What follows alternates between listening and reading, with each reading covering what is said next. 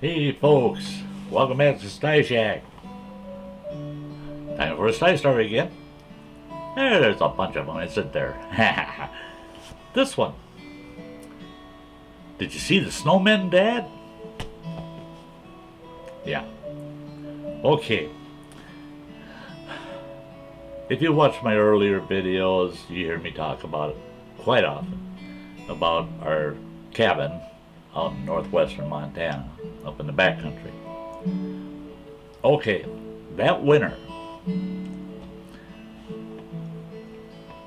when we had our only way to town was to take a Forest Service road, and the Forest Service road was pretty rough. It was a pretty rustic road, all the way up to within about a mile of our cabin.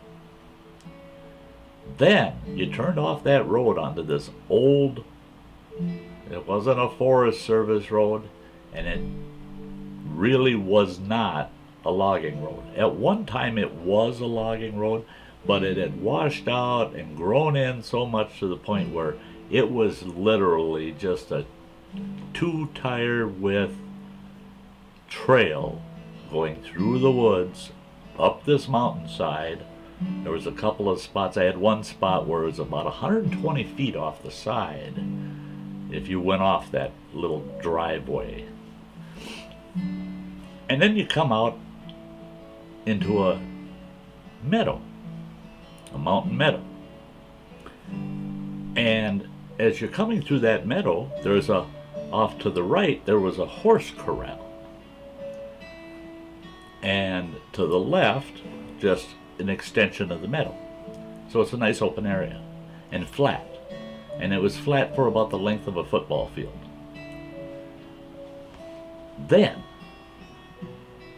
that driveway made a sharp little turn to the left, and it went down a steep hill. It wasn't a very tall hill, but it was steep.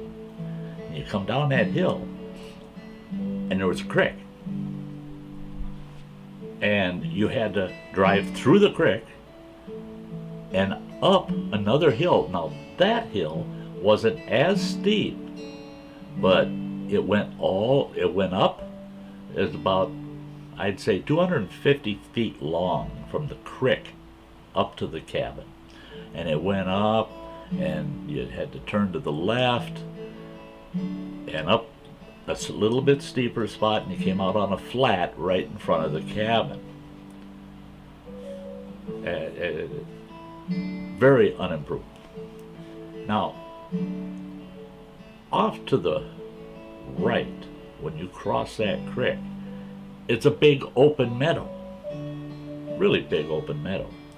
And just beyond that, where you start to turn to head up to that cabin, just beyond that are these tiered trout ponds. There were 12 of them on the property.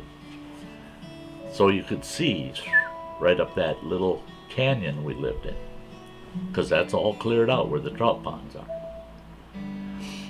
Okay, now I'm in town, and I drove back and forth to town every day to work.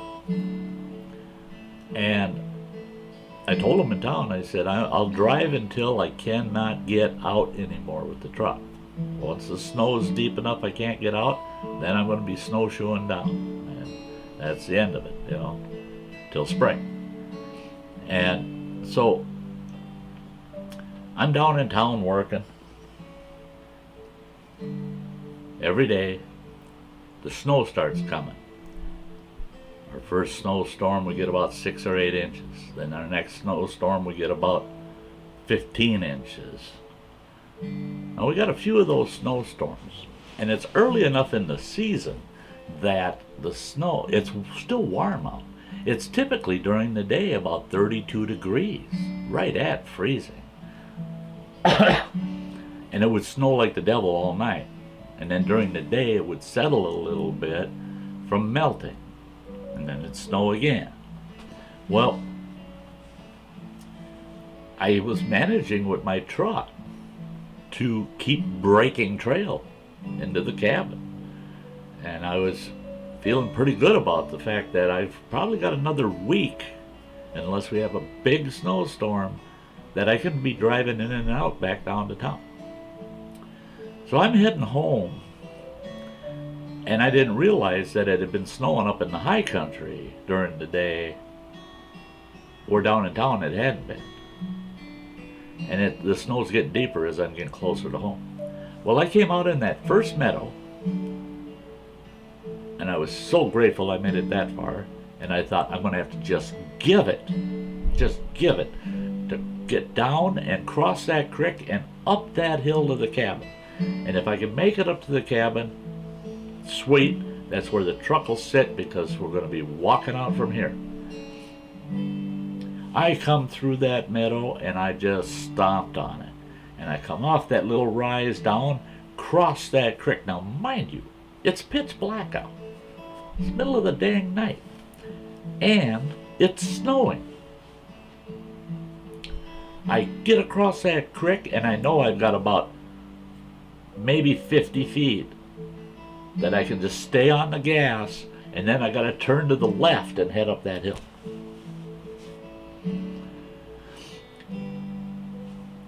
I'm standing on it, and I'm just flying. Snow's flying everywhere, and all of a sudden, what do I see? I see six, mind you, snowmen across the driveway in a line right across the driveway, just like a big snow wall of snowmen. From one that's about 8 feet tall, all the way down to one that's about maybe 3.5, 4 feet tall.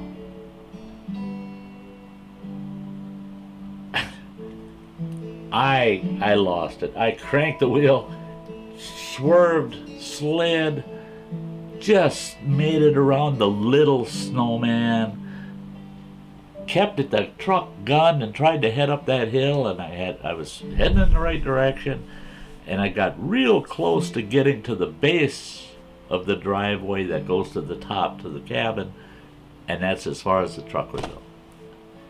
And I mean, I had snow right up to the front of the truck. It was up and rolling on the hood. That's how deep it was. I get out, I walk back, and I'm looking at all them snowmen. 6 of them.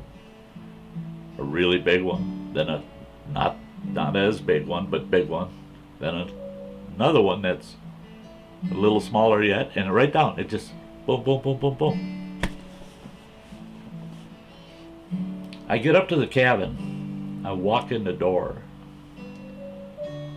Before I could say a word, the kids yell out in unison, "Did you see the snowmen, Dad?"